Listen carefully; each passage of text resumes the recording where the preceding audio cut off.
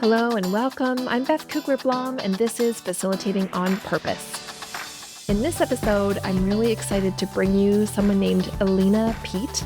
Alina is a multidisciplinary creator. They work in comics, animation, VFX, VR, and I think this episode is going to expand your thinking a little bit, especially if you work in more corporate environments, designing and facilitating learning. And comics don't necessarily come into those environments very often or at all. I really want you to listen to this episode because what Alina talks about, I think, can expand all of our thinking about how we can help people learn in different ways, including in more visual and comic and cartoon-based mediums. So without further ado, here are Alina Pete and myself talking about using comics as a tool for learning. I hope you enjoy the episode.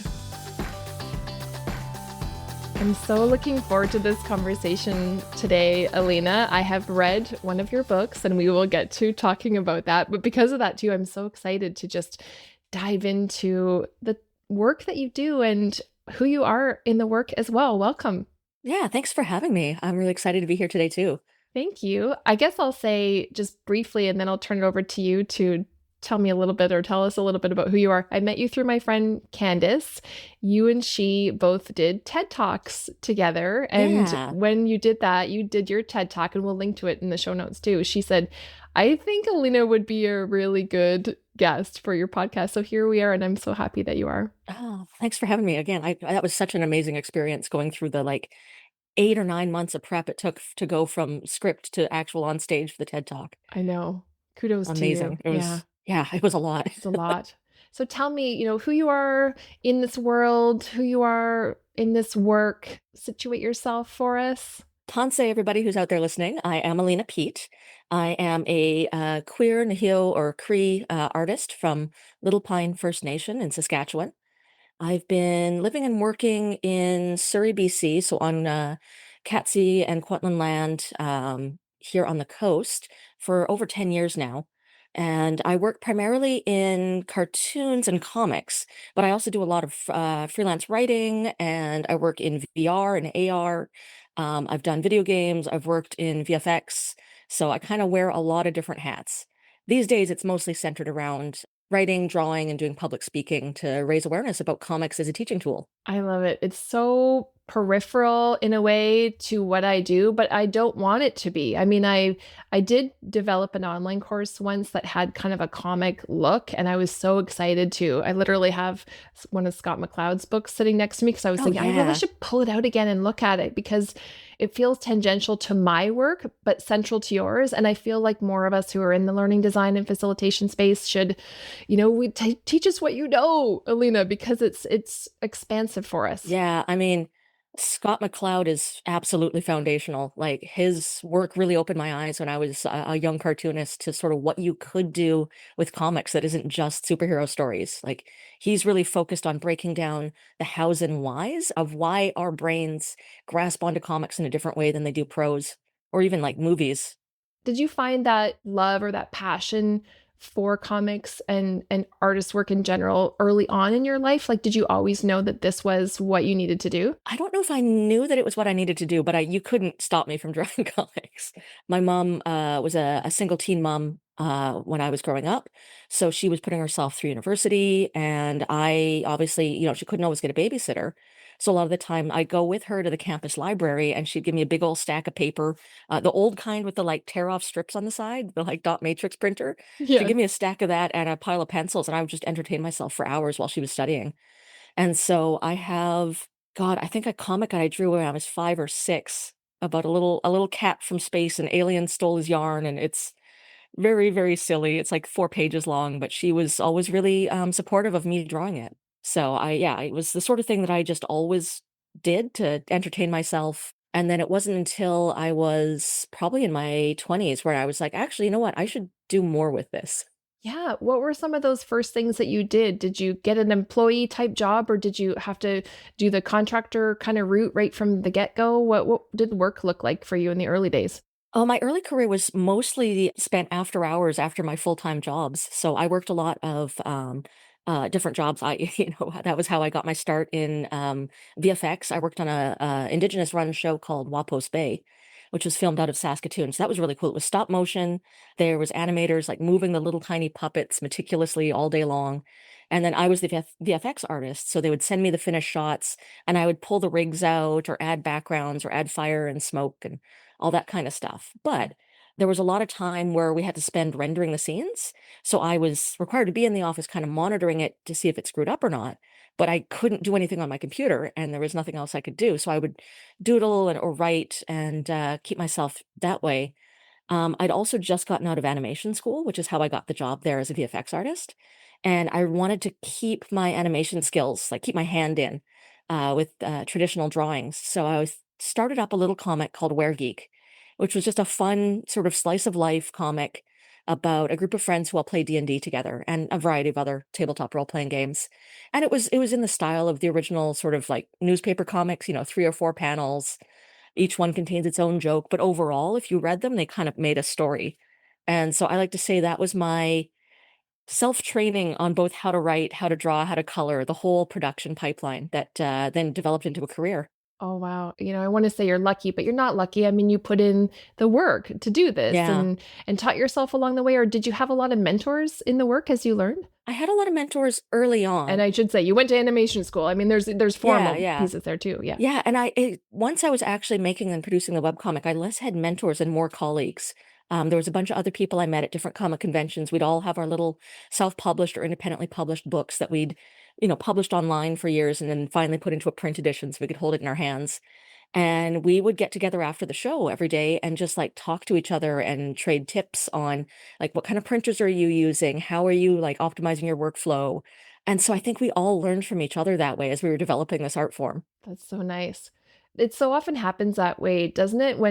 I feel like in the learning design world that I've been into, that I've learned a lot from my colleagues, because in this line of work, we tend to find learning design or instructional design from different backgrounds as well. So I know when I worked at a post-secondary institution where, I came from nonprofit and somebody came from military and somebody was corporate and yeah, the colleagues in the field, so to speak, we do learn a lot from the folks we're working with or surrounding ourselves with. Oh, absolutely. Especially given the fast pace of change these days with technology and different industries. Like back when I started with webcomics, you could just have a website that you maintained yourself. You could put up advertising through, I think in the early days it was like Google, but these days it's a variety of different things. And that was enough to, bring traffic to the site to read your comic. And then it would drive ad revenue. So I was actually making enough to make rent, buy groceries, that sort of thing.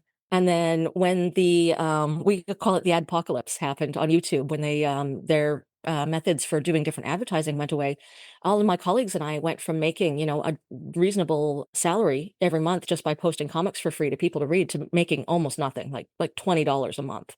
So we had to dramatically reinvent our whole industry. Yeah. Yeah. So you've probably reinvented yourself in the work a few times since you've been doing this. Oh, yeah. Yeah. How long has Yeah. it been now since you've started? I don't know. I don't want to divulge your age if you don't want to. No, but it's okay. Your experience. My comic has been up online since 2007. So I'm almost at the 20-year mark. Oh, amazing. And I'm appreciative right now because I just read one of your books. This is the book that you edited. I'm going to show it just in case I don't tend to share the video of this podcast, but Indigenous Tales from Modern Indigenous Life. So I had asked you, well, which one should I read if I want to get a sense of your work? And you gave me this one. Well, I bought it, but you told me to check out this one. I'm so appreciative. And as we think about just learning from art and story, I have been reflecting on this so much over the last couple of weeks as I've been reading this, because it's almost given me, I shouldn't say almost, it gives me knowledge about Indigenous youth particularly that I don't have access to in my particular life. Absolutely. And that was precisely the design of it. Good. Yeah. Yes. Yeah, that was and the it point. Worked. Yeah. And tell me what this particular book is and then like why it came about. So I'd been publishing this webcomic online for a while. Suddenly that wasn't making revenue for me anymore, and I needed to really pivot. At some point in that process, I quit my day job because I wanted to focus on this, and it was the sort of thing I could make a living wage off of. And when that went away overnight, I had to reinvent everything. So I started freelancing more. I started submitting some of my work to anthologies. a lot of which were sort of focused on like middle grades or younger readers to try and get kids reading comics. So I did one, a really cute one about like adorable werewolves called Can I Pet Your Werewolf? And then the producer of that one asked me if I would submit to their next book, which was a story, a series that they had produced from different areas around the world. But this one was North America. So it was cautionary fables and fairy tales from around the world. And they'd done Europe, they'd done Asia, they'd done Africa. They were now on North America. And Kel McDonald, who was the producer of this, was like, "Hey, so I'm white. I don't know anything about Native stories and their protocol. I definitely need somebody Indigenous in on this. Can you come and be my co-editor and like guide us through this process?" So that was the book that really got me thinking about books as learning tools. Because again, it was a story or an anthology of Indigenous legends from all across North America. A lot of people had never heard it, many of these stories before. Everyone knows Snow White, everyone knows, all those Disney classics, but these aren't things that have been really engaged with before. But now there's a hunger for them, especially in classrooms where there's now a mandate for Indigenous curriculum. And there'd be just millions of them to choose from. I mean, you must have been a tough job just picking the stories to go in to share with folks. You would have had a lot to choose from. Yeah, and I'm so proud of the stories we got because are just a really amazing mix. Like there's some that are funny, there's one that's almost a horror story. Like it's just a really interesting multi-genre anthology. So after that, I was like, okay, we're raising awareness with this book. This has been really good. We've had lots of feedback from teachers who've been using it in their classrooms. But what is underrepresented in our communities? And there is almost in Indigenous literature, there is a focus on either very, very young books, which is very good, like children's books, like how to read, how to count and talk and read, that sort of thing, or in adult tales that tend to focus on trauma or the colonial period, both of which are very traumatic. So there was a real dearth of anything for teens, and there was a real lack of anything that showed Indigenous people in a modern context, especially using modern things like technology. I'm an Indigen nerd myself, so like I'm on the computer all the time. I grew up playing video games at my cousin's house on the reserve. They got a Super Nintendo before I did, so I was always happy to go visit them so I could play Mario. And so like technology and modern pop culture has always been so woven into Indigenous culture, but that never gets represented. So that's the idea behind Indigen Nerds was let's produce a book that tells some of these stories. That's why it's Tales of Modern Indigenous Life, because it's us telling stories of our engaging with culture and pop culture all at once. So we've got stories in there about people playing D&D that actually help them through really traumatic periods in their life. We have stories about a person who uses Twitch streaming to teach Mi'kmaq language, which is just incredible. I love that. So just a wide variety of things. There's one set in VR, a discussion about like virtual spaces. It was illuminating for me because of the content, like in so many ways, because of, like I've never played D&D, for example, but I was a big Star Trek fan. And I actually was, rewatching Star Trek Voyager, which was brought up in this book. And, like I think the advantage of time is, of course, so many of us look back. Well, I mean, people would have realized at the time and whatever. Most of us didn't, but a lot of people did. Like there were problematic things, of course, in certain sci-fi things like Star Trek Voyager and whatever. Yeah. But like, so I could definitely relate to some of the new eyes ways of looking at some of these things, but just appreciating, I don't know how much more prevalent some of this, like, quote unquote, nerd stuff is in Indigenous culture that I had no idea. There's some tough stuff in there, but it's also like super, I don't know, passionate and hopeful and fun and engaging. And it really gave me a new window into the world. Thank you. A couple times I was like, what is this word? Like, I don't even know what this word is. Because so clearly, like, I'm in an early 50s middle-aged woman. Like, I don't really know what this language is, like, of youth, right? So there was sort of that aspect, not even just Indigenous culture. It was sort of like the culture of youth. I appreciate learning. So you learned along the way that you could use your work and your art for learning. Like, how has it shown up for you in other ways? Like, do you think about it all the time as your art as a vehicle for helping people learn? Is it just fun? I don't know. Has it always been both for you? I think it's always both because fun helps people learn. Like you're not going to get drawn to learn about a new thing unless you're already somewhat passionate about it or somewhat interested in it. Whereas I think if you look at a comic like Indigenous, right? You look at it and there's like a bunch of kids on the cover, like teens having a fun time taking selfies.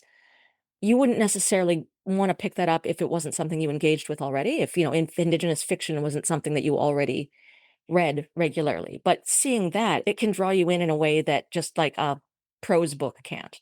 And I think after Indigenous is when I started getting really, really intentional with the projects I was taking on and trying to focus them more on learning and teaching and community engaged comics. So that was what I did my TED talk on, was sort of working with Indigenous communities to help them tell their stories. So another nice thing about comics is that they're very, not very, but they're lower budget to make than something like film short or an animation or even a prose book. They can be distributed really widely in a variety of different formats. Like you can send out a PDF and someone can print it off and read the comic. So those are specific tools within comics as a medium that I was like, this is really good for remote Indigenous communities, because all you need is a computer and a printer, and we can get the files to you and you can distribute them to your community. So this sort of targeted low budget teaching, and you can produce things like zines, like little 5 to 8 page zines, and distribute those. You can have a handful of them in your pocket and hand them out at powwow or something. So if there was an issue that was coming up on a community, you could distribute information about it really widely. Yeah. And it doesn't need technology other than maybe just the sharing of the original file or whatever. Because yeah, here in Canada, we have a lot of remote communities, don't we? And internet access can be really, really difficult. So yeah, to be able to, have one file, but then have a paper distribution is still really advantageous. Yeah. And it draws people in. Yeah. So how has the uptake been when you've gone into community? Do they right away go, yes, we can do it? Like, do you get them drawing and creating their own work? Do you collect the stories and do the artist work yourself? Like how does that look like? I mean, that's the goal. Is I always want to go into community and empower them to make these things on their own. First step on this process, though, was me going to community and just offering my skills and saying, hey, this is a project that you've asked me to come in to do for you. So this is a project with Holmaco First Nations here in BC. And Chattis Leo is a band member of theirs. And he had a podcast where he'd found a bunch of recordings from elders from their community. And he was sitting with another member of community, and they would just talk about the recording. And so they'd be like, oh yeah, I'd heard this story before from my grandma, but this person tells it a little differently, or things like that. And he found that he did that because he wanted to engage the youth of his community, much in the same way I want to engage the youth of my community with comics. But he was like, I want something a little more. Like I want something that I can distribute and hand out and have sitting in the cultural center. So he hired 3 different cartoonists to come in, listen to the podcasts, and then he assigned us different topics to do a comic about. But as part of the process, he came up with this really revolutionary process where he got funding to actually bring us out to his community and his land, where so many of his community members have actually never made the trip out up to Butte Inlet before, because it's a fairly decent boat journey out there. And most of them have been relocated to Campbell River. So, it's not everyone can get out in the inlet. So we all loaded onto a boat with a bunch of elders and members of the community. We went on this full day journey out to the end of Butte Inlet, where their traditional camps would be.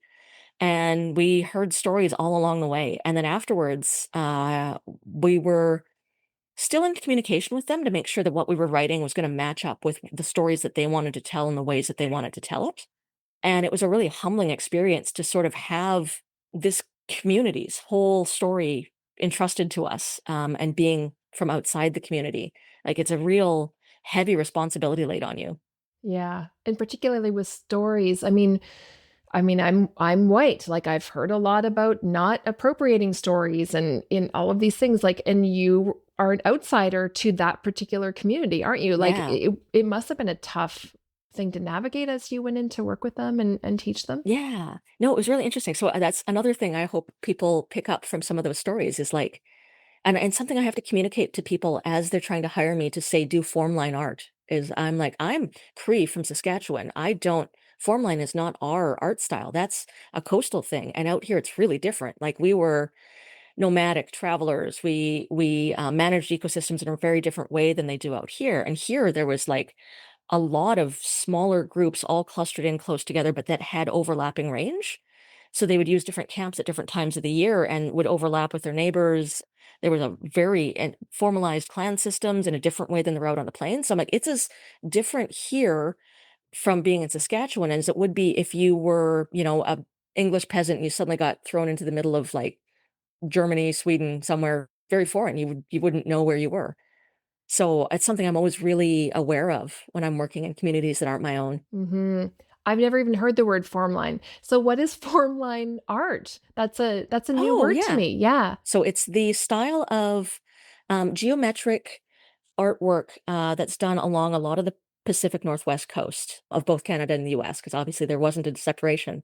There's very formalized, I'm not an expert in this, so I may be Yeah. getting So details put wrong, you on the spot. but Yeah. there's a very formalized visual language to it. So there's a lot of rounded rectangles and circles within them, and those represent different things. So the one I know about is that feathers have almost a chevron shape along them. So you might have a straight rectangular strip, but if it has the chevrons along it, it's actually a representation of feathers and air and all sorts of other things. So it's the style most people think of when they think of Indigenous art. It's been really widely shown, especially at the Olympics that was here in Vancouver. That was all formline art. And that's very different from something like Woodland Cree or Anishinaabe art, which is where I draw more of my inspirations from, which has an X-ray style. So you would draw the outline of a human in or an animal in a very dark black heavy line, but then you would see inside them there'd be almost bubbles and shapes that are very organic, and some of them might be representing the heart or the ribs or energy generally, and they often have very bright colors. So you'd have concentric rings of different yellows within, say, the heart. So it's a very, very different art style. And I think we've seen these. I mean, we've seen Indigenous art for our whole lives, haven't we? But I don't know the names of the different types of art, and so we need to look at it with new eyes, I guess. There's a story being told inside the style, I guess, Yeah. of the different nations too. Yeah, No, interesting. there's a real push towards pan-indigeneity across all of North America that will try and conflate all of the groups as being the same thing or having the same agendas, and that's completely false. When you go into community and you work on these projects with people in community, how do you know it's working? Like, how, if it is for learning, of course it's for joy in the moment, but if it is for learning or learning language or whatever it is, learning stories, how do you know? Like, do you get to work with groups over time and you can see the learning happening? What does that look like? Oh, I can think of a couple different examples. So the first one would be at the end of the Holmaco Hero Stories project, which I was speaking about earlier. Chadas invited us all back to his community once the book was actually published. And so we actually got to hand it out to community members and hear speeches from the elders saying, this has really touched me to see our stories formalized in this way. It really makes them feel, legitimate and even more precious to see them in a physical way. But we also had incorporated a lot of Homoko language throughout the book, including the special characters. So I have a handwriting font I use for making comics, which is actually my own hand lettering, but I've converted it into a font so I can have a very consistent style throughout the book. I'm really slow at hand lettering if I do it just with a pencil. That So makes sense. yeah, it speeds up the process a bit. But I actually went through and I made a Homolko character set to incorporate all of the special characters that they use for their language. So that book had a 6-page glossary in the back of Homolko language words. And so they handed out copies too to their language program on the reserve that they were able to then, have kids, if they found a word that they didn't know, they could flip to the back and go, oh, that means, beaver, or that means canoe or whatever, and then go back to the page and read through it. So we could see the like immediate impact that had on the community, the sense of pride, the sense of joy in seeing themselves celebrated like this. Part of the project that they wanted to do was to go forward to start training members of their own community to start making more, because there's years and years of these podcast recordings. And I was like, I totally agree with this. Even if it cuts me out of this process, I want, Yeah. I'm happy to see you take control of your stories and produce them. And I want to help foster that as much as you want. So if you need me to come out and mentor, happy to do so. I actually gifted them all of my originals because I said, these are your stories and you've given them to me. And now I give them back to you. So you do whatever you want with these, frame them, put them up in a cultural center, sell them, whatever. They're not mine. These are yours. Yeah, that's nice. I could see that being a thing with ownership of Yeah, yeah. stories. Yeah, absolutely. Yeah, Yeah. and then the other really cool learning opportunity I got was I had a contract up in Smithers, BC, What they wanted was they had a conference on preventing gender-based violence within communities. There again, they had all these experts coming in and community members from the Friendship Center coming in to have a big discussion and to talk to each other about this really pressing thing and say to see what they could do to strategize within the community for solutions. But because a lot of these academic things can just stay in academic spaces at that level, or if they get published at all, it's in like a big, a duotang, it's like 200 pages. There's maybe some figures, but they're really dry and boring. What the consultants for this had the really great idea is, why don't we bring out a cartoonist who can draw up some of these ideas and help people visualize? So if a community member is trying to explain something to an expert, maybe the imagery is what can be the go-between between the two of them to get them on the same page and make sure they're talking about the same thing. So as this conference was going on, I floated around and I listened in at tables. They could call me over. I would draw things. What was really helpful was anytime they had like a flow chart, was cleaning it up and using my skills from comic panel layout to make the flow chart really flow and illustrate what they were trying to get. Because academics, most of them have never picked up a pencil to draw before, so it's like scribbles, little circles. Whereas we were doing clouds or trees and lots of nature aspects to this. And so at the end of the conference, I was like, "Hey, I learned a lot. I hope I was helpful to you. I have no idea because I'm not an expert in this." And they were like, "No, actually, that was really helpful, having someone who could almost translate between everybody, but visually." And this is different from graphic facilitation because you call yourself a different name, first of all, like you're a cartoonist or a comic artist, or there are sort of different words within the genre, but you were floating around doing individual work at table, like, because graphic facilitation, you're sort of up on the big mural board and, a 6 by whatever foot chart paper, but it's more like you going around to the different groups and drawing in the moment and giving it, like, do you give it to them and they kind of, or do you kind of sit with them and show them, like, just on I'm showing my little hands here, like you're kind of showing a small group and you would keep working with it, like on an individual basis, like a little bit more fluid? We did a little bit of both. So we had big pieces of bristlebored and we would put big brainstorming sessions. They would all go on there and then get linked. And then we could clean that up and bring it to something that could be shown before the group. And they would break out into like 6 or 7 groups, draw their own little brainstorms, and then present them to everybody else, just to make sure that we were all on the same page.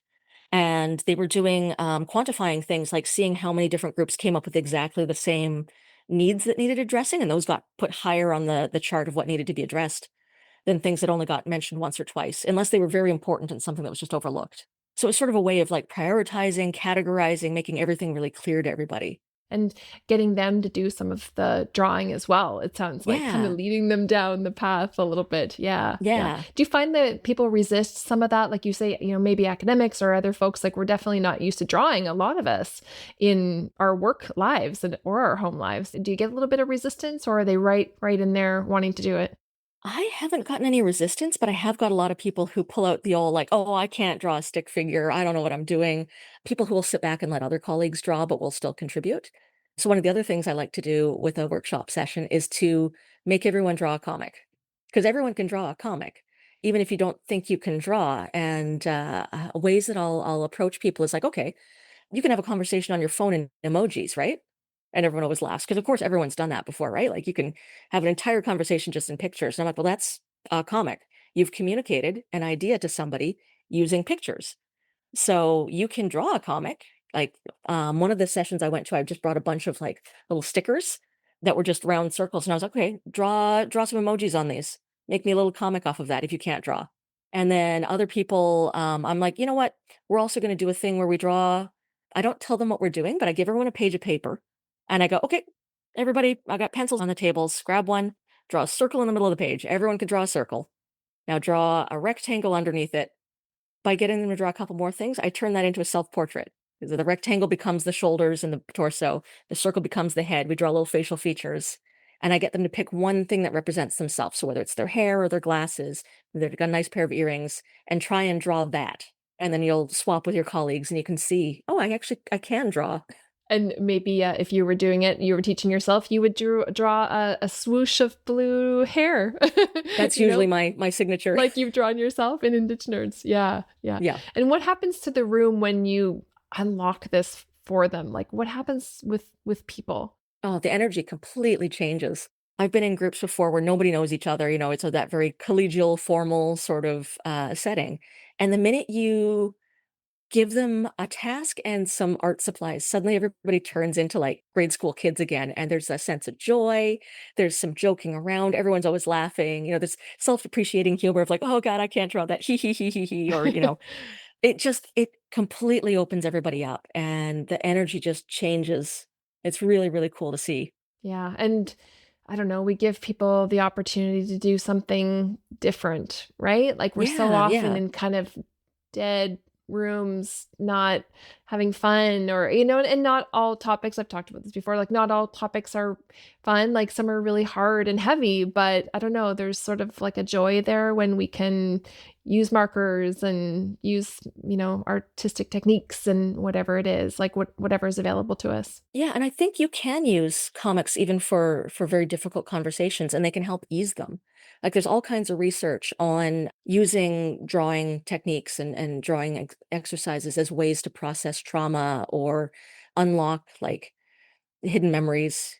Yeah, I could so see that. And actually, I can't remember which story it was. I wish I could remember, but one of the stories in Indigenous brought me to tears. Like I had to kind of take a pause while reading it.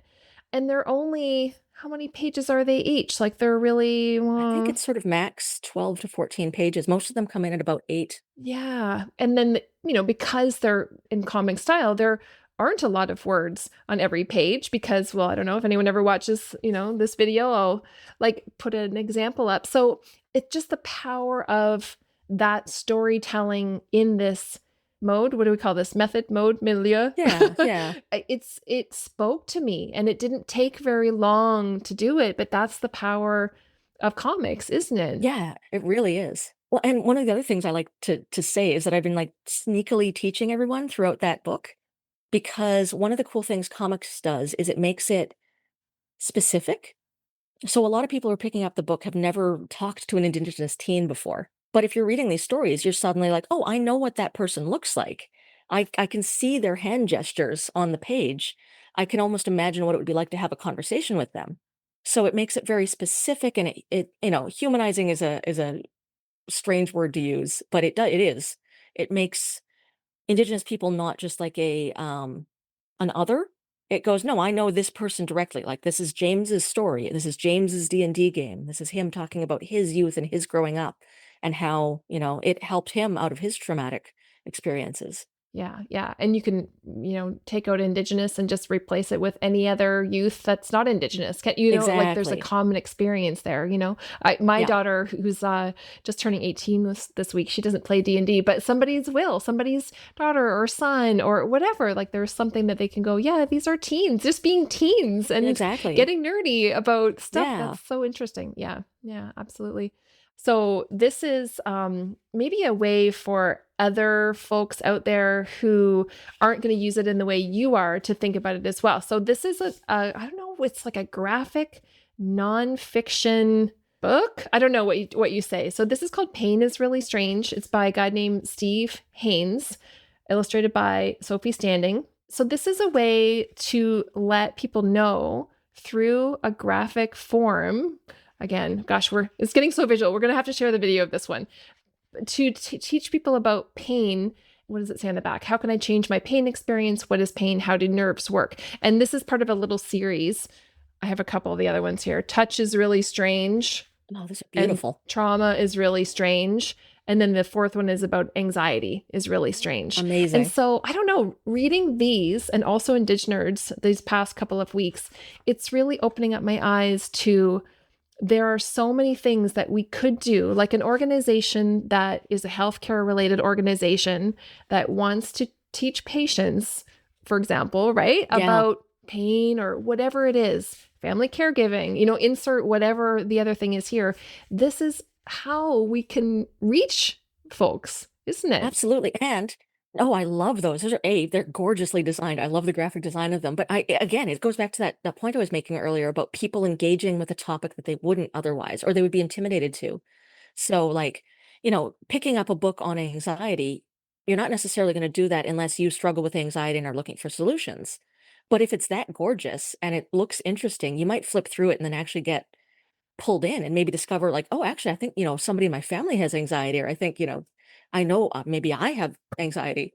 And so you learn things that you wouldn't otherwise because they're so engaging. Like comics really, they're not non-threatening because certainly they can really challenge you. Like you can get into some very intense topics through comics, but I think they're less intimidating to pick up than a big, 200 word, nonfiction book.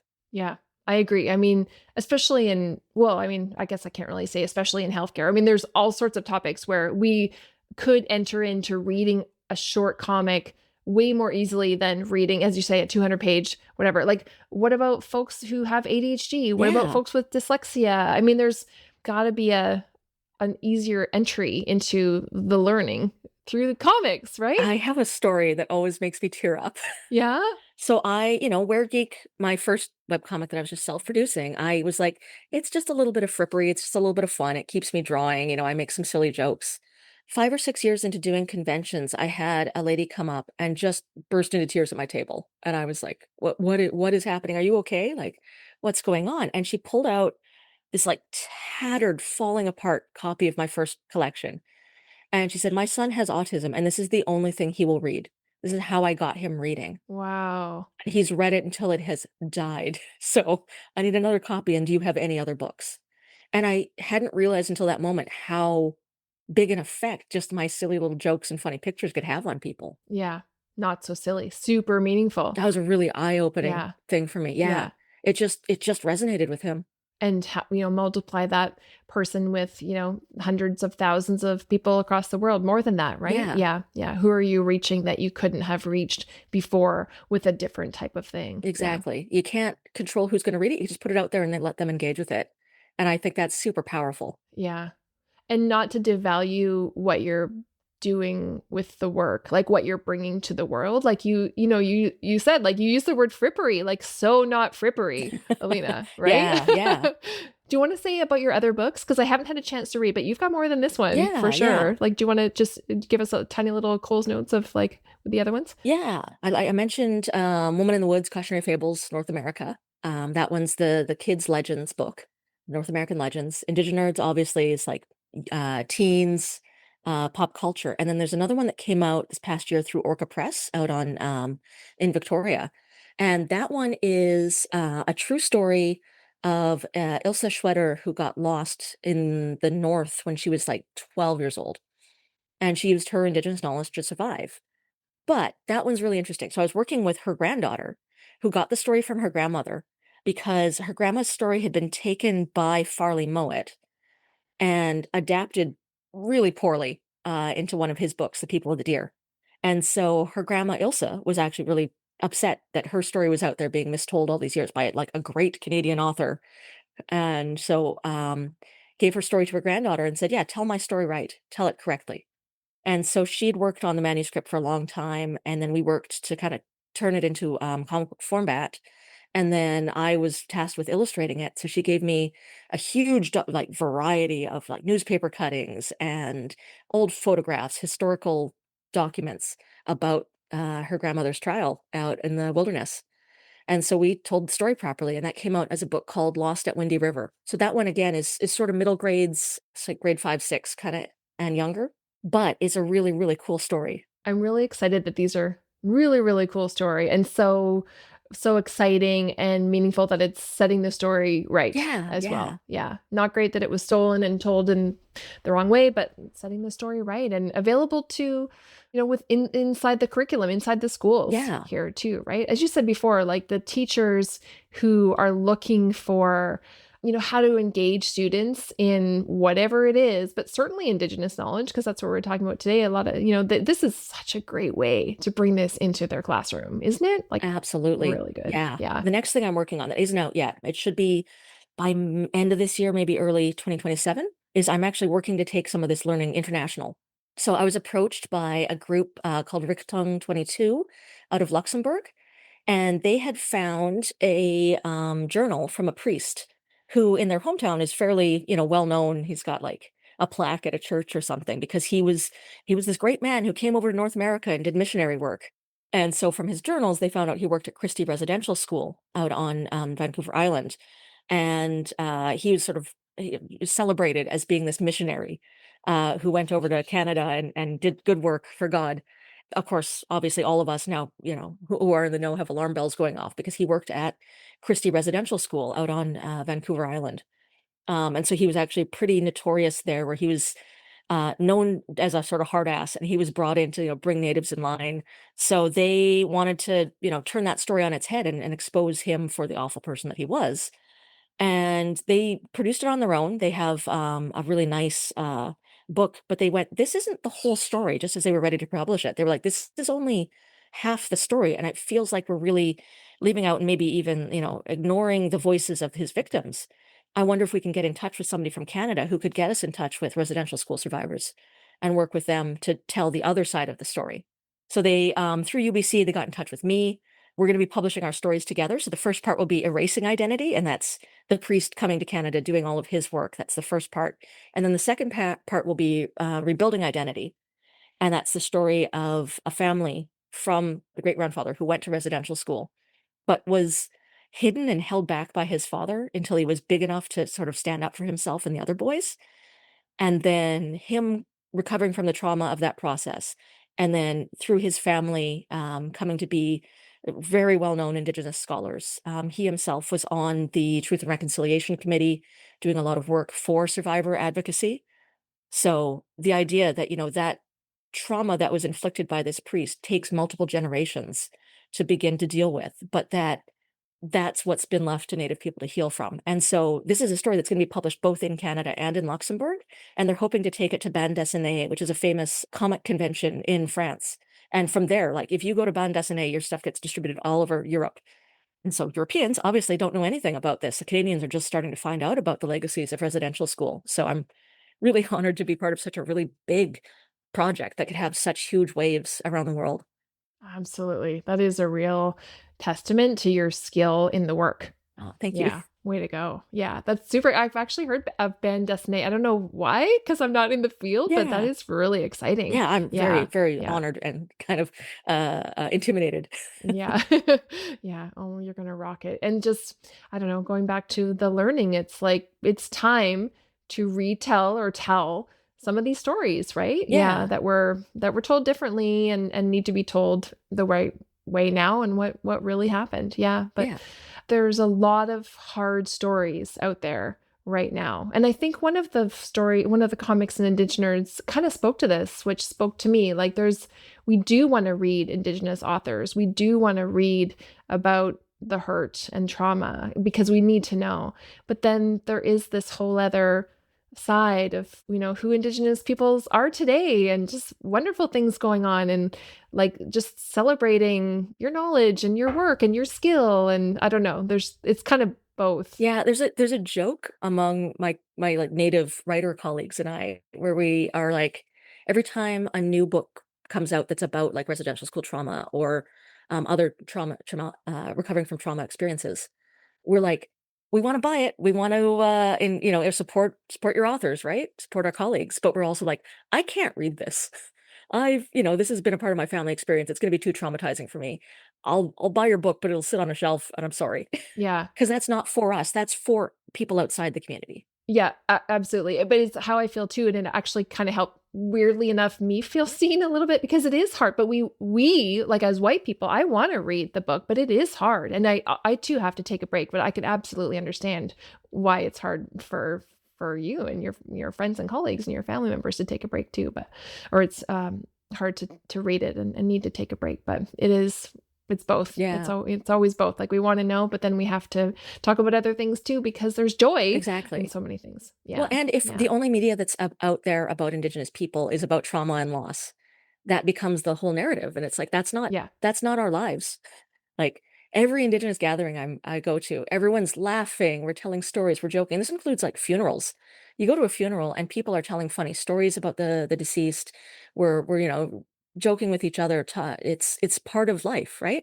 The joy helps us get through the dark times. Yeah. So nice to see. I really want to keep reading your work and seeing what you do. And I don't know how you bring your gifts to the world and have those impacts, you have been having, and you will continue to have. I kind of want to just make sure other folks know too, like, it seems so, I want to just underscore, it's not in everyone's wheelhouse to write a book, right? To edit a book or, something, but you've made it so accessible too that it could be a zine, it could be a PDF, it could be a smaller thing. And it doesn't have to be you doing it, a professional comic artist. Like it's all of us that can tap into this kind of mode of using art and story for learning in many different ways. Thank you.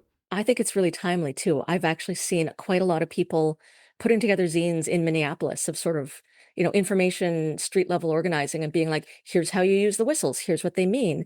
People are translating them into multiple languages so they can distribute them to different communities. It's really, really powerful. And this is just, people with a photocopier and some Yeah, pencils. yeah. And it doesn't have to be so So formal. anybody can It's do like, it. yeah, it's on the street, it's Exactly. grassroots. It's like not published, so to speak, but it's useful and Yeah, people are doing something. Yeah. exactly.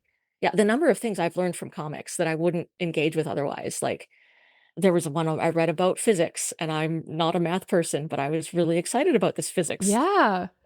book. And yeah, all sorts of biographies where I'm like, I had no interest in this person, but I like this art style. Why don't I read it? And now I know about Yeah, them. I think you've kind of tipped like me over the edge too, because okay, so I've read Indigenous, I've read the Pain is Really Strange, and all these other books, and I don't know, there is a whole new world opening up to me in this milieu that that I didn't really know was. I don't know. I'm gonna be heading into comic stores or something now to like figure out what's in Yeah. there and Oh, the yeah. breadth. I mean, that's the thing. There's so many different genres within a comic store. People think it's just all superhero comics, and it's increasingly these days it's not. Like there's gorgeous queer romance stories, there's stories sci-fi, there's westerns, like just really interesting stuff. Yeah. And maybe we can challenge people in organizations, that it's not just something that we do at home to Yeah. read these things or to make these things, that we can do it in the workplace. And you've told those stories too, conferences. Like that's what quote unquote training education can look like in this way. We can kind of blow the top off what people think of it. Yeah, exactly. Thank you so much. Any final things you want to say about just the power of storytelling through this method? Yeah, because you engage with comics in a deeper way than you would, because you're, translating the images and what happens between each panel while you're reading the text, it unlocks better memory of the story than if you were skimming pages of prose. And I think you can use that, if you're aware of it as a creator, to bring people on a journey that they're not going to forget and that's going to stick in their minds for a really long time. And so that's why I've been increasingly intentional with the stuff that I create and very intentional with how I use the combination of imagery and words. I think an example of that is in a lot of my work currently. I've been using more of a realistic style to draw something that's happening in the real world, and then using that in woodland Cree style art in the background to show that there's spirits nearby watching, interacting with the real world. And they don't speak necessarily, but they're there and present. And that changes the context of the story I'm telling. Yeah. Yeah, I'm glad you said that because it isn't just the words, it's everything that's going on. It's maybe how you shift people from panel to panel Yeah. too. Like aren't there all sorts of things that we lay people don't know about how you're kind of guiding the eye through, and like that's a whole Yeah. other episode probably, Oh, right? yeah. Yeah, so Yeah, intentional. I had a project called Comics in Transit that I did through Cloudscape Comics here in Vancouver, and it was a bus stop size comic that people could read while they were just out on the street, and they wanted family stories. But I was like, hey, I'm Indigenous, so my family stories have some intergenerational trauma in them. Are you cool with me talking about that? And they were like, yeah, okay. And so I wanted some way for this trauma to be visual on the page that wasn't just drawn. And so I went into the panel borders, the gutters, the pieces in between each panel, and I actually drew sort of a black snake following through the panels that represented the trauma, following the characters through the storyline until the very end where it sort of resolves. And then the snake disappears and it goes back to being a normal comic panel. So that's just an example of a way that you can take visuals and add extra layers of meaning on top of whatever you're saying through the text. Wow, that's wild. I really want to see what that looks like, that kind of transition over time where it just becomes sort of normal again. Yeah. Interesting. And that makes me think, if people look at that multiple times, or if you were doing it more in a book that people were holding, like you can read that. I think you said this before, actually. You can read that multiple times and you're probably still discovering something new in Yeah, terms of what absolutely. you're seeing and learning from it. Yeah. Yeah. Wow. That's super exciting. Okay, I'm going to continue to really think about this and as I say, watch your work, because there's so much here, so much more here than meets the eye around, the skill that you're bringing to this and how it lands with people and why it should. Thank you so much. Yeah, I think it can be a really good learning tool across any age group and any industry. And for us to learn across age groups, as we started with, like for me to learn more about youth, which I don't really interact a lot with you. I mean, I have a daughter, but like I don't spend gobs of time with like groups of youth. And so it is an entryway for me to learn a little bit about, whoever it is that aren't part of my normal life. Yeah. Thank you so much. It's been a pleasure. I feel like, so much. I'm always trying to keep up with like the knowledge that guests bring. And I certainly felt that today. It's been, it's so wonderful to dive in and just learn a little bit more about you, and your work and figure out how I can have more of it in my life and try to figure out how to integrate it more into my work as well. So thanks again. Awesome. Thank you so much.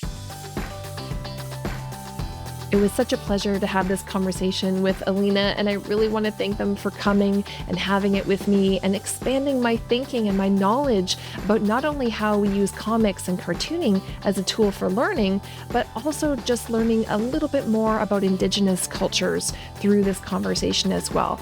I think you heard my appreciation for the fact that I read Indigenerds. I was going to give it away to my local school, and I decided that I had to just keep it for myself. Sorry, local school. Maybe I'll end up buying them an extra copy.